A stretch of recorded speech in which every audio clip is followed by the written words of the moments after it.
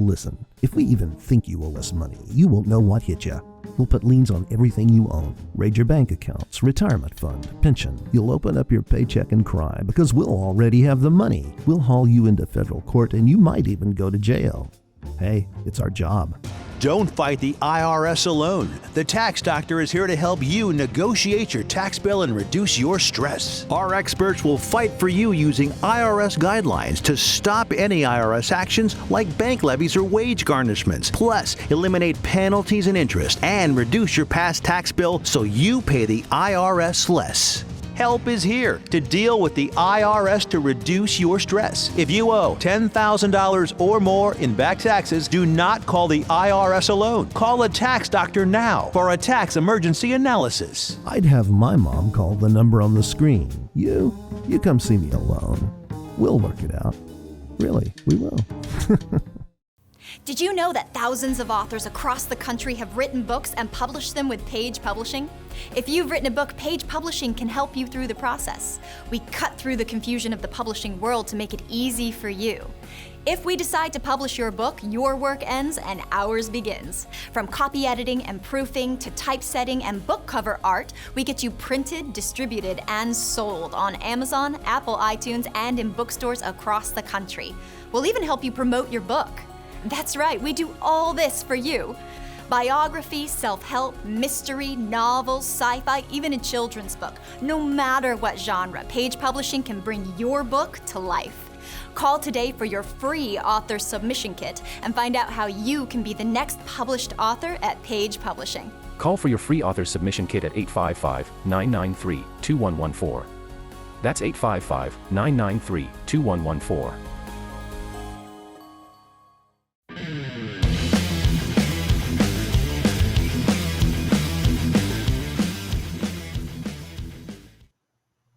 Hello everybody, Mark Schaftlein with you, and this is the Schaftlein Report. It's Tuesday's edition, and we are broadcasting from Delray Beach, Florida, and from the great city of Pensacola, Florida. Happy to have you with us today, folks, and we have a very, very special guest today. I'd like to welcome to the show retired Colonel Eric Buer.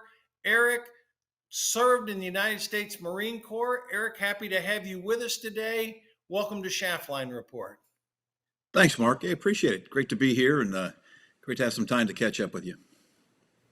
Hey, listen, Eric, I want to get right into it because our audience is going to love your story here.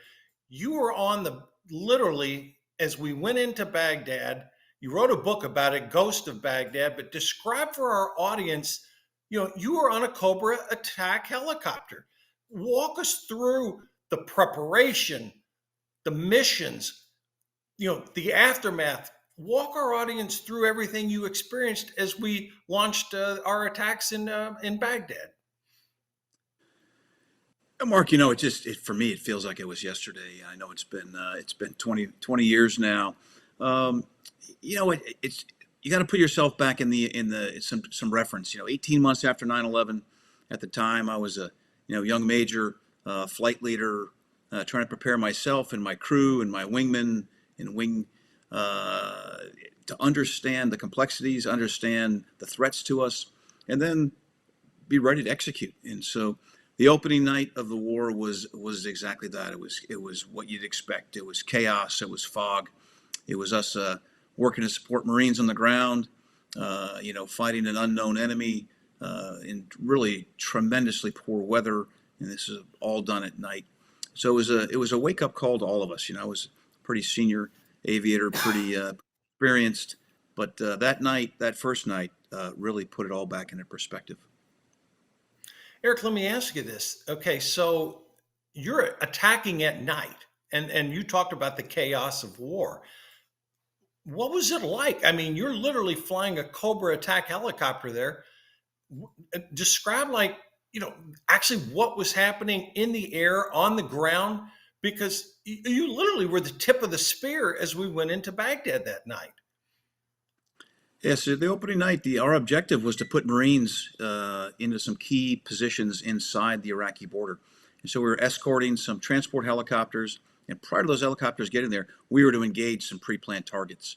And so you're right. It was a tremendous sandstorm at night, and then immediately we began to have to engage targets. So we're at probably 300 feet, probably doing about 150 miles an hour.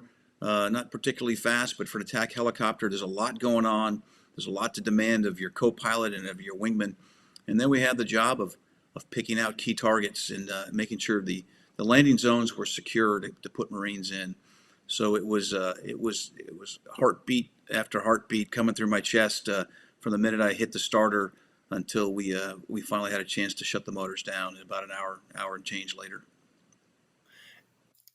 Eric, talk to me about the firepower on the Cobra attack helicopter. I mean, there had to be devastation when you launched those weapons. And I mean, I'm sure you obliterated target after target that was on the hit list. Can you describe that for our audience? Just the feelings as, the missiles and the bombs were being released, and then tactics you had to do to, evade the enemy. Yeah, so an attack helicopter, I flew a Cobra, and so it's got very sophisticated weapon systems on it. You certainly have rockets and cannons, which you'd expect. Then you have laser-guided missiles on there, and we had some other types of guided missiles on there.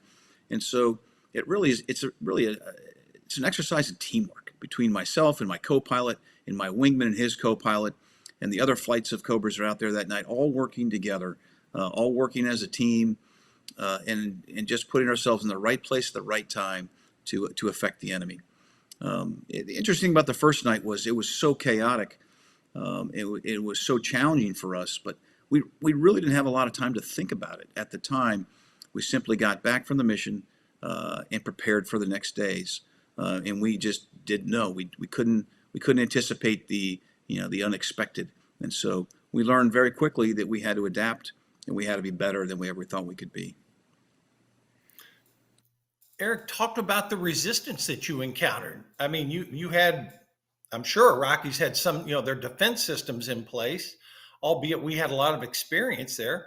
But walk us through what you were up against. We talk about in modern warfare, people are having to deal with, anti-aircraft weapons, drones. But what was it like when you, especially the first night, what type of counter operations were in place? And you really were flying into the unknown. I mean, you can train all you want, but when you're going live and there's real ammo coming at you, I mean, that's a whole different feeling than when you're training in the desert. You're absolutely right. The enemy gets a vote. We'd been set up south of the Iraqi border for several days, and throughout that time, we'd been under direct fire. Not exactly where we were stationed, but the Iraqis were launching ballistic missiles. It'd be interesting. You'd look up and you'd see a missile, and it's a big missile, and you'd be like, "Wow, it's going the wrong direction," which means it's coming from the Iraqis. So what is amazing about it is you have to learn to adapt very quickly. And by the second or third night out there, we were in the city of Nasiriyah, which is a very, very it's a provincial capital in the south of Iraq, and that was incredibly well defended. Surface-to-air missiles, heavy machine guns, anti-aircraft artillery, our artillery itself, very well defended, and the troops there were well trained. Even though they weren't Saddam's best, they were exceptionally well trained. They put up a heck of a fight and caused a lot of damage to our aircraft. Fortunately, we didn't lose any, but that was the real wake-up call several days into the fight when we realized that there was going to be a lot more to this than we anticipated. Now, walk us through, you go through the first night of operations. What were you and your commanders deeming to be a successful operation, knowing that day 2, day 3, and day 4 awaited you? Because this was not literally a one-night piece. I mean, yes, all the media cameras are out there, and literally you had a war that was being televised into the American into their living rooms. I mean, did the thought cross your mind that, oh my God, I mean, people at home, they're seeing this, but you're actually living it day after day and night after night. Walk us through what that was like for you and your teammates, as you continued on operations after day 1.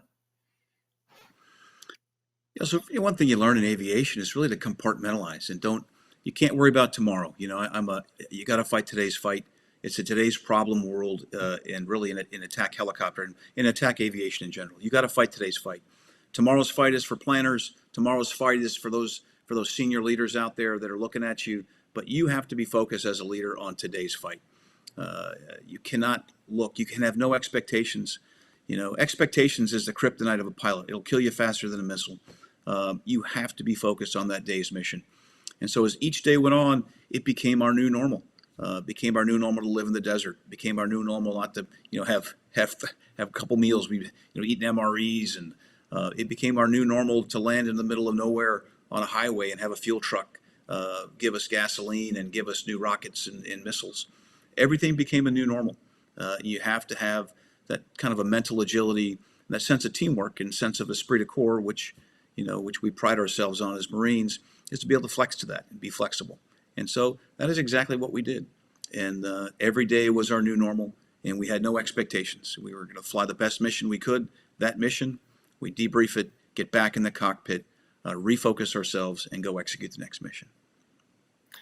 Eric, how many missions did you fly on that initial foray into Baghdad and into Iraq? So we flew, I probably flew almost 200 missions, and we'd fly anywhere from 10 to 13 hours a day. And I was assigned to fly nights, so you'd fly, afternoon to morning. And so all the rule books were there to keep you protected, but we'd come back after flying, 12, 13, 14 hours, and that was the normal for everyone. And so it became a challenge. It became a physical challenge. Certainly became a mental challenge. There's always emotional challenges when you're pushed to exhaustion, and you got to pull yourself up, and you got to pull your team up, and you have to keep executing. I say this, but we're pilots, right? So we've got it good. I've got air conditioning in the Cobra, and I've got fuel and ordnance, and I've got some distance between the enemy. It's those young Marines on the ground. That's why we're there. That's our whole mission. That rifleman on the ground, we are there for them every minute, and that was our, fear of failure is not being there when the Marines need us, and so that's what kept us really motivated and kept us going. Eric, I want to ask you a little bit about intelligence, and I don't want you to disclose anything that's going to get you in trouble for answering or me in trouble for asking you, but I think you know where I'm going with this.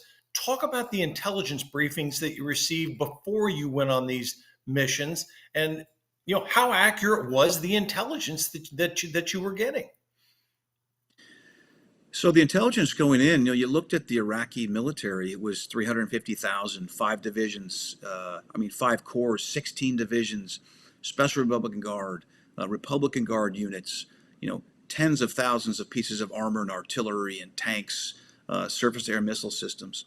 It was a very, very densely packed area, right? It was, from the border all the way to Baghdad, there was a lot of assets the Iraqis brought to bear.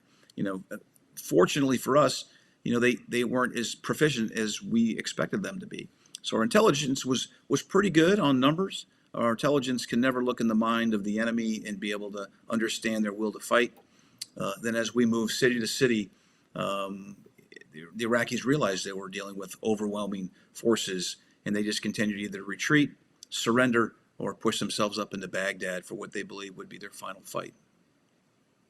Talk about the destruction that happens when a Cobra helicopter hits its targets, and sort of describe the emotions you feel when you've had a successful mission. That's not the easiest thing in the world for people to cope with.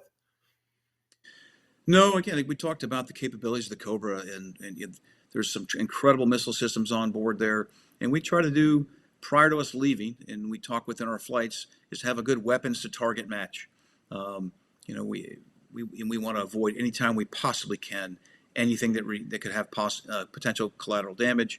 And so it was always on our mind. A couple things: we're never going to shoot anywhere that could affect friendlies, and we're never going to shoot any place that could affect the civilian population. Now, intelligence isn't perfect, and we can't always make perfect decisions, but we would try to match precision-guided weapons, missiles to armored targets, and other targets we would use.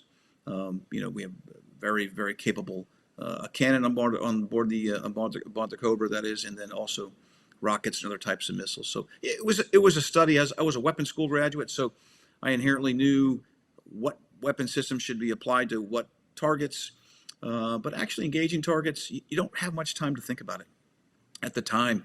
I mean, you engage a target, you turn to the next target, you turn to the next target, you're looking at where your wingman is, you're talking to your co-pilot, you're talking to the Marines on the ground, you're talking to other folks in the air, you're checking your fuel state, ordnance state, you're trying to cycle yourself off station, get more ordnance, get more fuel, get back to the fight to support those Marines. So that's the focus. Colonel Buer, that is astounding. I mean, I'm just thinking about the logistics of it. Taking off, landing, 12 to 14 hour days, the responsibilities that you have operating, the Cobra, the men and women around you, the support groups on the ground, protecting the Marines on the ground. I mean, that's an awesome responsibility. And I'm sure it dawned on you every day, and these lives are in my hands. I have to protect my fellow Marines here. You're absolutely right. And, and I always didn't do such a good job. So I'd put my flight and my co-pilot into some pretty hairy situations. And I was supposed to be the adult leadership. And there's days we would, there's missions we get down, and I knew I dragged them over a target one time too many and got my wingman shot up, or I made a bad decision and got us, shot with a few rounds. And I would just kind of talk to my wingmen and say, "Hey guys, that's on me. I'm gonna be better. I'm gonna do better." I was the senior guy, and I was supposed to be, a bit more all-knowing, which we certainly aren't. But it's great. We'd come back. Our base was inside of Iraq immediately. It was an amazing thing about the air group I was assigned to. They immediately pushed all the supplies ashore, and those young men and women working the flight line, or those are my heroes. Those are the guys and gals that we really wanted to talk about. And I got sometime in the book, I had a chance to talk about their stories, and you'll find in the book it really isn't about me. It's a story told, it's seen through my lens, but it's their story. It's the story of young men and women, sons and daughters, and husbands and wives that are that have volunteered to do this, volunteered to defend a nation, defend an ideal, and so it's their story. And so I was always in awe when I had a chance to come back to the flight line, and I was had about 250 Marines who worked for me at the time. It was one big team, and that's where you realize the power of the sergeant. You realize the power of the gunnery sergeant. They run every organization. As an officer, you're there to, give them latitude, give them the tools they need to execute their job. But this story is about everybody. It's about all of us, and what it takes to run a corps, what it takes to win a war, and what it takes to keep these machines flying. Colonel Eric Buer is with us. We will be back in 60 seconds, and we're going to talk about hot spots, not then, hot spots now, and we'll get Eric's expertise on that. Be back in 60.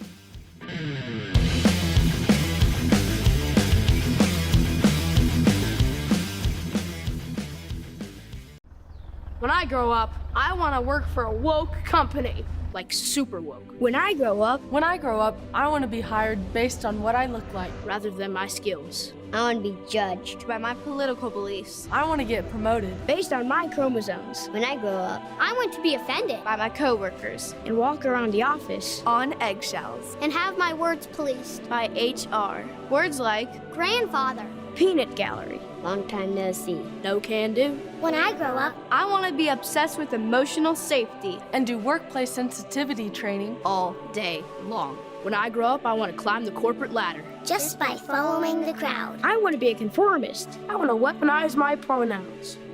What are pronouns? It's time to grow up and get back to work. Introducing the #1 woke-free job board in America, redballoon.work.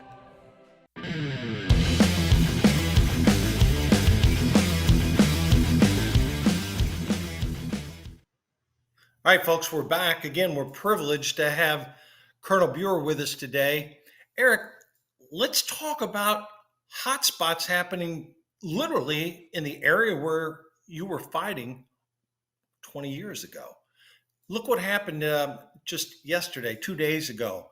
3 American service members killed in the Middle East in what is clearly Iranian-backed efforts. Give me your perspective. I know the president, news came out, he's made his decision after consulting with his military leaders about what the response was going to be. But Eric, the Iranians are behind virtually everything that happens in the Middle East. Give me your perspective on this, because we lost 3 good American soldiers and countless others were injured. Give me your impressions about response, Iran. What should we be doing now as a country? Well, you're spot on. It's the Iranians. They want to be the hegemon. They want to be the regional power, and they will do it at any cost. And they've been patient. It was a 20-year war for us, and it was a longer war for us in our presence in Afghanistan. They see this as their opportunity. We saw it with Hamas. They trained the Hamas fighters. It was their weapons. Their fingerprints were all over it, even though they put down their Shia-Sunni really animosities.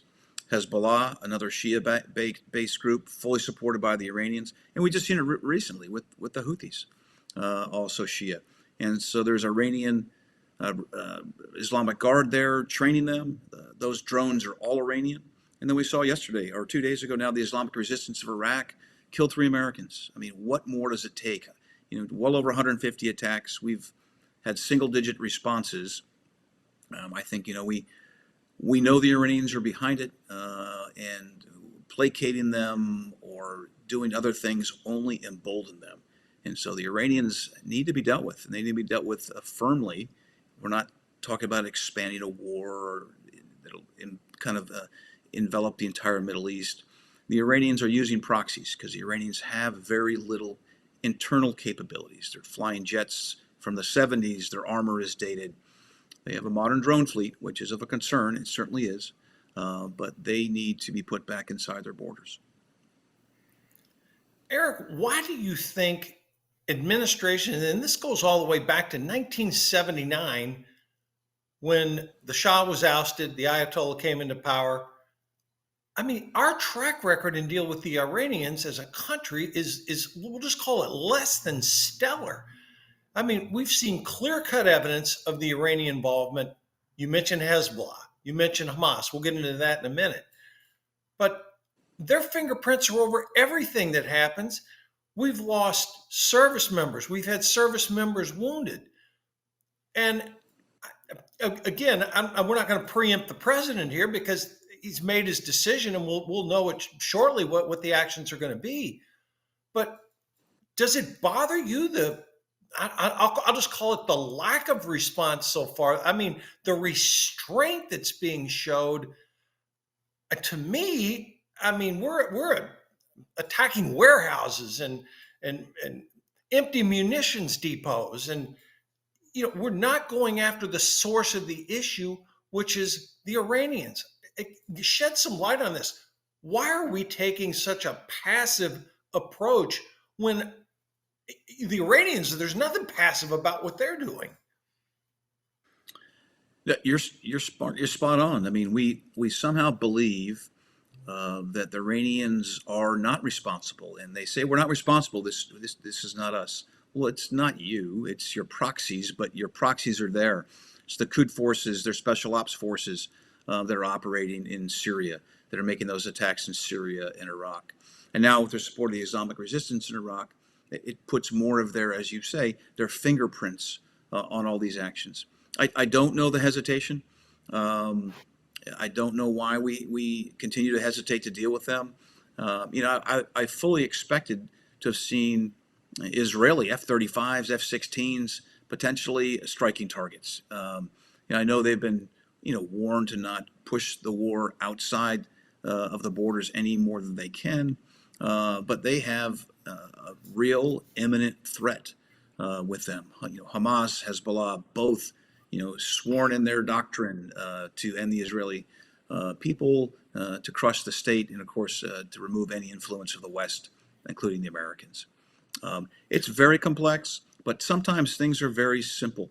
The Iranians need to be challenged in a way they haven't been challenged in the past, and the best way we can do that is to run those trap lines back to the sources and strike those sources. If they're inside the borders of Iran, then so be it. We didn't ask for it. We didn't want it, but they're the ones doing it. You mentioned Hamas and the U.S. government, for some inexplicable reason. Well, I'm not going to say an inexplicable reason. I know what the damn reason is why they're putting the restraint on the Israelis. It's called the 2024 election. And, a lot of people are afraid to say it, but I'm not. Joe Biden has lost a lot of support among a certain class of Americans that traditionally have voted for Democrats and voted for Joe Biden in the 2020 election. And those poll numbers are upside down compared to they were to 2020. And some of these radical leftists who are out there on college campuses and protesting at the White House and holding rallies in support of Hamas, these aren't Republican voters, folks. These are Democratic hardcore leftists. And the leftists that are in the Biden administration that are pushing the buttons here, effectively, Eric, they're putting their thumb on the scale of the Israelis and saying, you're going too far. When I hear terms like ceasefire now from a bunch of idiots running around that wouldn't know a ceasefire from, a nuclear bomb being dropped, I mean, it's ridiculous. And it makes a lot of Americans angry. You've been in the region. You know what Hamas respects. Give me your assessment of where we are in the Israeli-Hamas conflict, and given how the Biden administration is now, they're not even hiding it anymore. They're outright open in public, sort of trying to shame the Israelis into doing less instead of doing more. Yeah, it's a tough question. It's really tough. The Israelis certainly always have the inherent right of self-defense. This is nothing new, right? Palestinians have been striking at the Israelis. Look at Black September. Let's go to the '72 Olympic Games in Munich. Look at the support given by so many, from Muammar Gaddafi back to the PLO supporting them. And they are an island, and they are a nation alone out there. As a great ally to the Israelis, we have an ethical, we have a moral responsibility as Americans to respect their sovereignty and support them. They're stuck around enemies. That's simply the truth. You talk about these political minorities in the U.S. that the current administration is cowering to. I mean, it's politics at its ugliest. I mean, it's people that really don't understand the fundamental issue. All of us are empathetic to the plight of the Palestinian people. There's no one who wants to see any unnecessary, unneeded suffering of anyone. Hamas is their elected officials. That's their government. Hamas was given billions to build infrastructure, to have food stores and water, to have political dialogue with the Egyptians, to open the southern gate for their people to be able to leave, to set up refugee camps, or even to build other infrastructure. They've done none of it, right?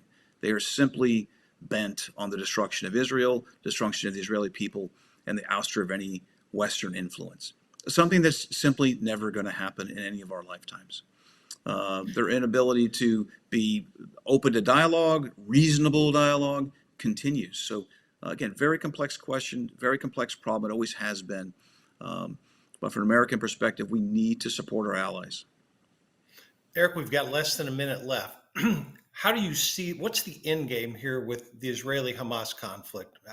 How long does this go on? And in your estimation, as someone who protected civilians to the best of your abilities, what's the end game here? You got 30 seconds.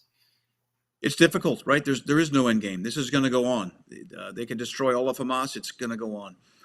We realize the Israelis have embraced their Arab neighbors. There's so many communities in northern Israel that are both mixed with Arabs and Israelis that live in harmony. It is the radicals that are going to be the continuous thorn in the side. It's going to be up to the Israelis to defend themselves from that. There's no easy answer. It's not going to end today. There's not going to be a quick solution. Well, Colonel Buer, I can speak for myself and representing our viewing and listening audience. I want to thank you for your service. It's been a thrill for me to have you on to talk about this today, and you are welcome to come back on Schaftlein Report. I want to have you back as we go through these conflicts because your analysis is spot on. Thank you again for joining me today, and thank you most of all for your service to our country. My pleasure.